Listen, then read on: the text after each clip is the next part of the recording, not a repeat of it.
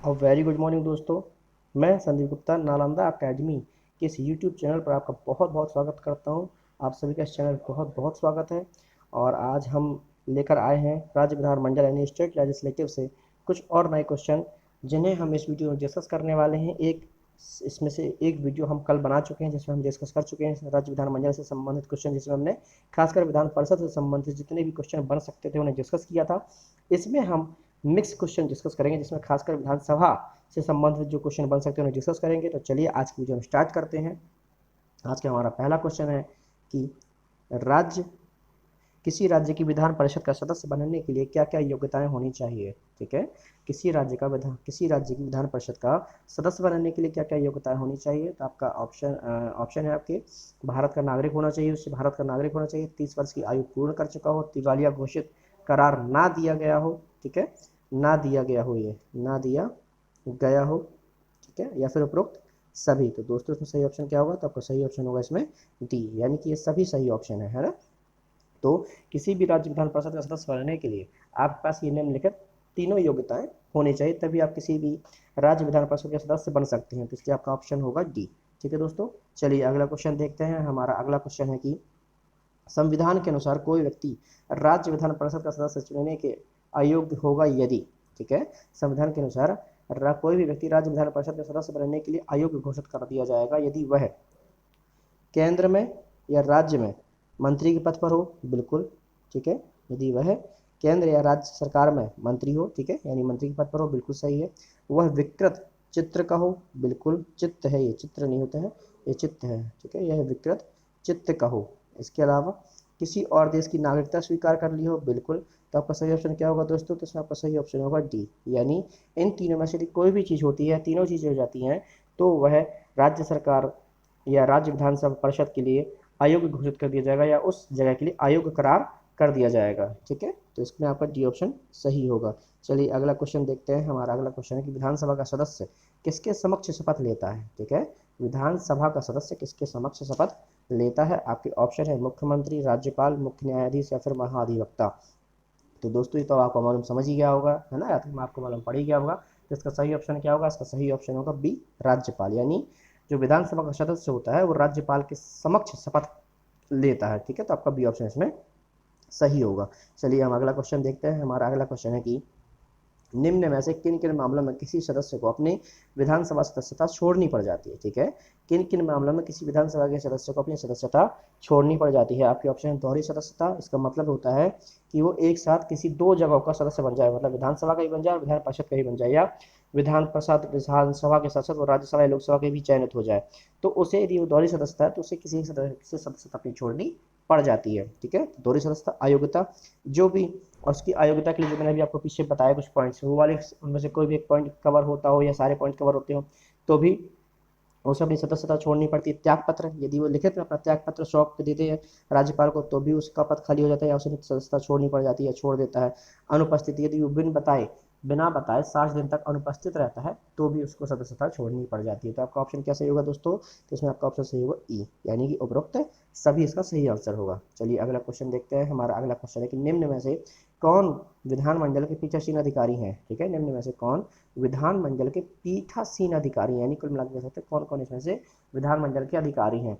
आपके ऑप्शन है विधानसभा अध्यक्ष, बिल्कुल होते हैं। विधानसभा के उपाध्यक्ष, बिल्कुल ये भी होते हैं।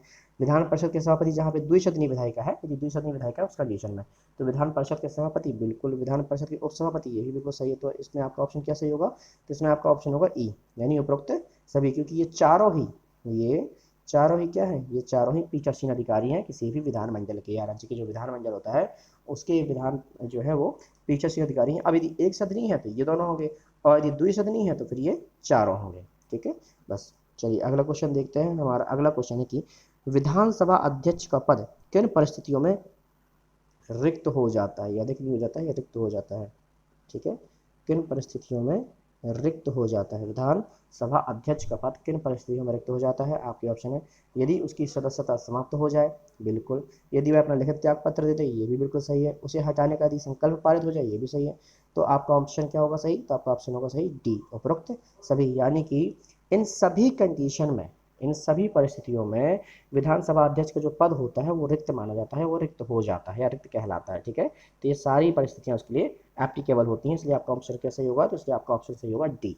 ठीक है, यानी कि उपरोक्त सभी। चलिए अगला क्वेश्चन देखते हैं। हमारा अगला क्वेश्चन है कि निम्न में से कौन विधानसभा का अध्यक्ष का कार्य नहीं है। ठीक है, निम्न में से कौन सा विधानसभा अध्यक्ष का कार्य नहीं है। आपके ऑप्शन है गुप्त बैठक की अनुमति प्रदान करना, बिल्कुल ये तो कार्य है उसका।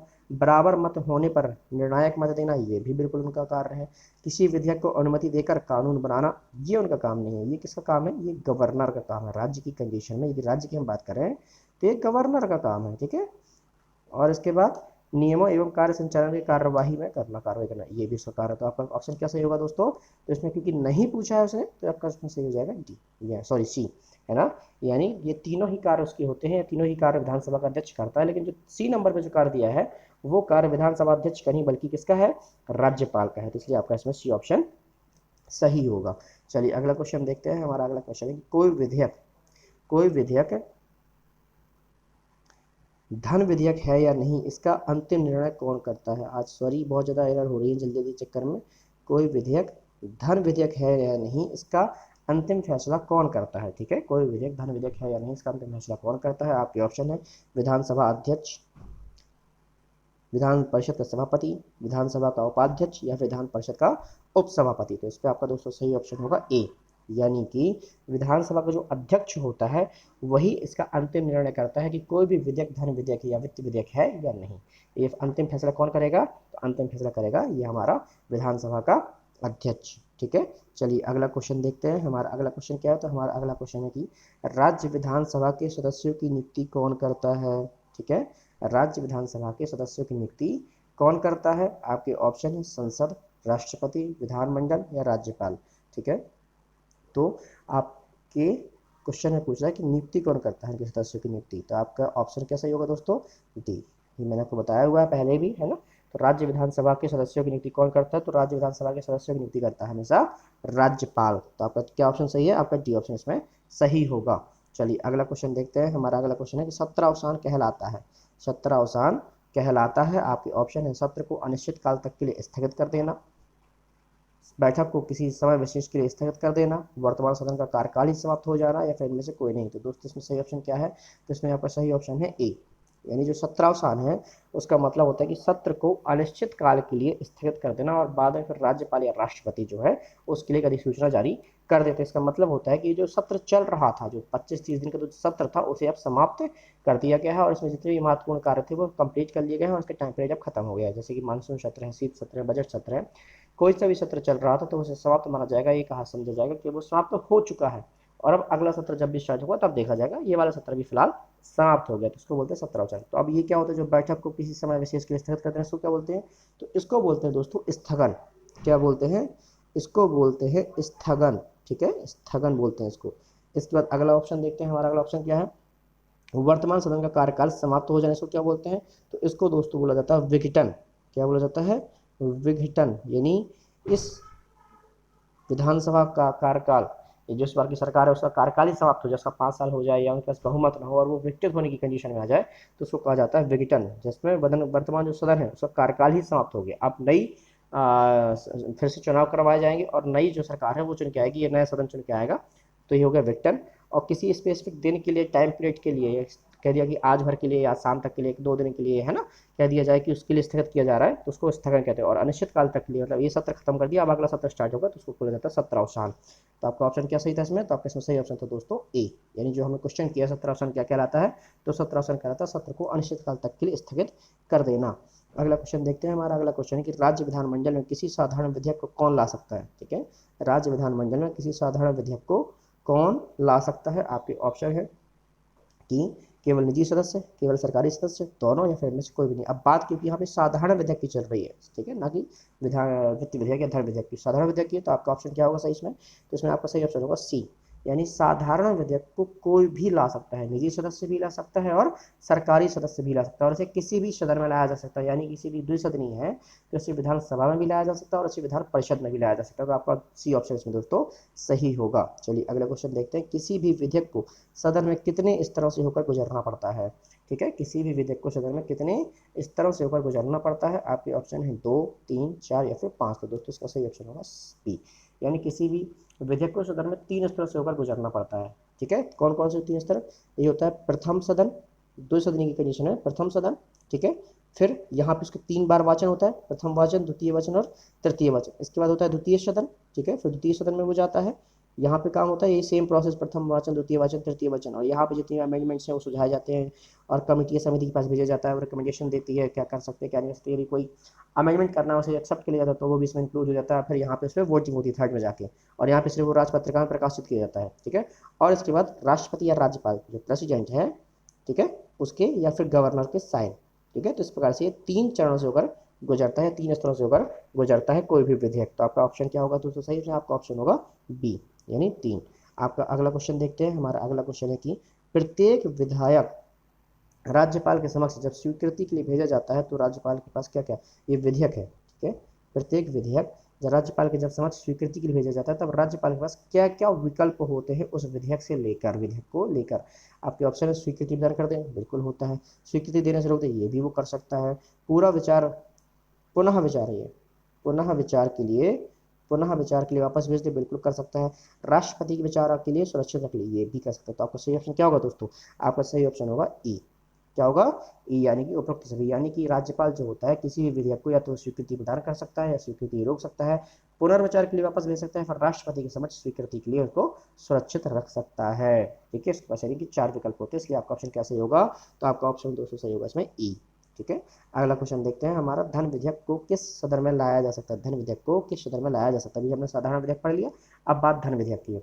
तो धन विधेयक को किस सदन में लाया जा सकता है, आपके ऑप्शन है विधानसभा में बिल्कुल लाया जा सकता है, विधान परिषद में नहीं लाया जा सकता। तो जब विधान परिषद में नहीं लाया जा सकता तो फिर दोनों तो बिल्कुल ही गलत हो गया, और इनमें से कोई भी नहीं गलत क्योंकि विधानसभा में आ रहा है।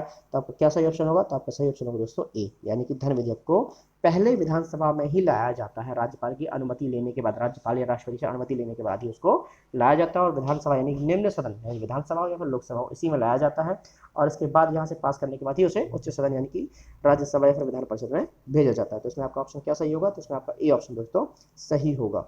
चलिए अगला क्वेश्चन देखते हैं, हमारा अगला क्वेश्चन है कि भारत के किसी राज्य विधानसभा में अधिकतम कितने सदस्य हो सकते हैं। ठीक है, भारत के किसी राज्य विधानसभा में अधिकतम कितने सदस्य हो सकते हैं।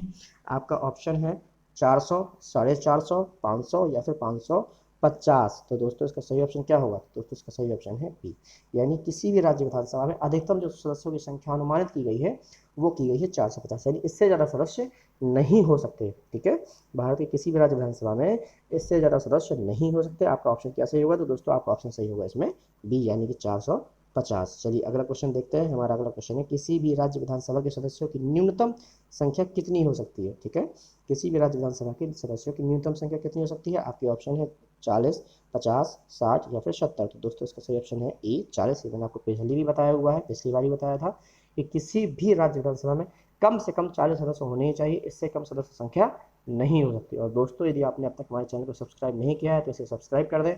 साथ ही अगर ये वीडियो आपको बहुत अच्छी लगती है, पसंद आती है, तो प्लीज़ इसे लाइक करें, शेयर करें और अपने दोस्तों के साथ साझा करें। व्हाट्सएप, टेलीग्राम, फेसबुक, हर जगह पे इसको शेयर करें और साथ में उनको भी इसका फ़ायदा उठाने दें। ठीक है, और चलिए अगला क्वेश्चन देखते हैं, हमारा अगला क्वेश्चन है कि राज्य विधानसभा की सदस्य संख्या 60 से कम नहीं हो सकती, निम्न में से कौन सा राज्य इसका अपवाद है। ठीक है, कौन सा राज्य इसका अपवाद है। आपके ऑप्शन है त्रिपुरा, मेघालय, सिक्किम या फिर मणिपुर। तो दोस्तों इसका सही ऑप्शन क्या है, सिक्किम। सिक्किम में क्या है, सिक्किम में जो विधानसभा की सदस्य संख्या है वो 60 से कम है। ठीक है, तो आपका ऑप्शन क्या होगा इसमें दोस्तों, सी सही होगा, यानी कि सिक्किम।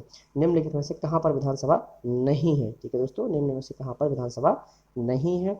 आपके ऑप्शन है गोवा, दिल्ली, लक्षद्वीप, पुडुचेरी। तो दोस्तों इसका सही ऑप्शन क्या है, तो इसमें आपका सही ऑप्शन है लक्षद्वीप, क्योंकि गोवा एक राज्य जहाँ पे विधानसभा है, दिल्ली है तो यूटी यानी यूनियन टेरिटरी पर यहाँ पे भी है, और एक पुडुचेरी ये भी यूटी है पर यहाँ पे भी है। तो दिल्ली और पुडुचेरी 2 यूटी ऐसे एक्सेप्शन यूटी है जहाँ पे विधानसभा है, वरना बाकी 7 यूटीज में क्या है कि केंद्र सरकार का एक प्रतिनिधि होता है वो वहाँ का शासन चला रहा होता है राष्ट्रपति के बिहाफ में, या राष्ट्रपति का एक प्रतिनिधि होता है कह सकते हो आप, वो वहाँ पे शासन चलाता है। लेकिन यहाँ पे क्या है, लक्षद्वीप में ऐसा नहीं है, लक्षद्वीप में कोई भी विधानसभा नहीं है, तो आपका सी ऑप्शन इसमें सही होगा।